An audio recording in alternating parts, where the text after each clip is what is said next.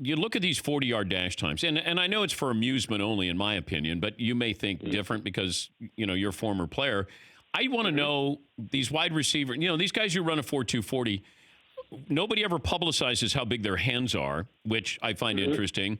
But also the other part is I think this is more of a quickness game than a speed game. You need to get from point A to point B because my quarterback only has X number of seconds to get rid of that ball. I would rather take a quick guy over a fast guy. Your thoughts on that?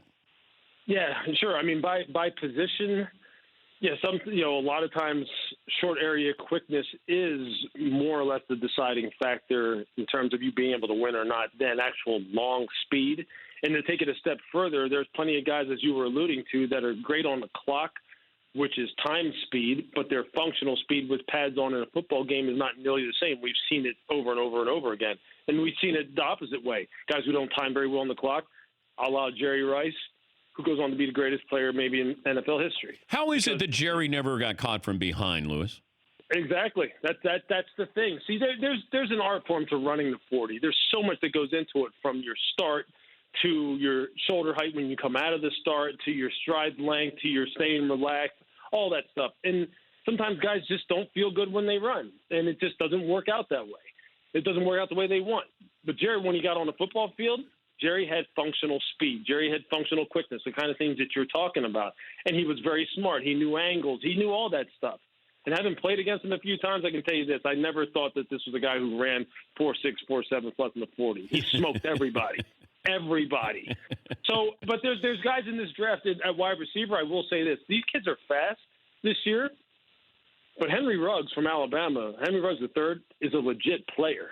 He's just not a flash in the pan who can just run a fast 40. This kid can flat out play. Jerry Jeudy, although Jerry Jeudy runs 4.45. Yeah, he's slow. And people are like, he's slow. and he's the best route runner in the draft by far. By far. He's dynamite. So, I mean, it's a quality draft this year. I know the 40 is dominating all the talk, but these kids who are running fast, they're also very, very good players. I think it's the best draft I've seen in 20 years for wide receivers. I love C.D. Lamb. Absolutely. He's fantastic. And he was one of those. I mean, he ran 4.5. I know. And C.D. on the field, but on the field when you're talking about quickness, yeah, with the ball in his hands, he's electric. He's like a video game. He just makes something out of nothing. There were 2 or 3 plays this year when I watched and I went, there was nothing there. There were 4 guys around him, and somehow he scored a touchdown.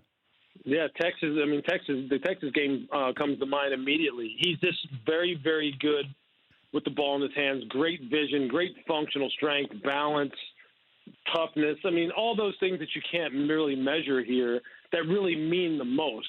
This is just a way to kind of get comparisons, on a level playing field, so you have some way to sort these guys athletically. Yeah. But you've watched the game forever. You know what really matters. All right, final thing. The show has a bet with Jeff Darlington. Jeff Darlington kind of reporting that Brady, he'd be stunned if Brady went back to the Patriots. A guy on my show, Paulie, bet Darlington $500. $500 goes to the Jimmy V Foundation, whoever loses the bet. Are you on Team Patrick or Team Darlington, Brady leaving the Patriots? Well, Team Patrick says he returns, right? Yes. I'm on Team Patrick. Okay. I think ultimately he returns. There's just too many things Tom's used to. Structure, discipline. That'd be a bummer, though. Lewis, all this talk, and then we don't, like there's wishful reporting that goes on. Like, we want something to happen, and, you get this feeling that maybe Phillip Rivers to the Colts will be the big move in the offseason here. Yeah, I don't know. Phillip Rivers, the Colts may be in play for a lot of things. There's this guy named Jordan Love who is creating a lot of buzz around here. Keep his name in mind. Oh, I know. Somebody's going to fall in love, Lewis. You know how this works every year. They already have. And you go, literally and figuratively. But it's like Trubisky and Daniel Jones, where you go, wait a minute, where did that come from? And somebody might do that with Justin Herbert or Love. It's happening as we speak. Believe me. Cupid's already flying. Football Cupid's flying around here. Trust me. Valentine's Day is a couple of weeks late. That's right.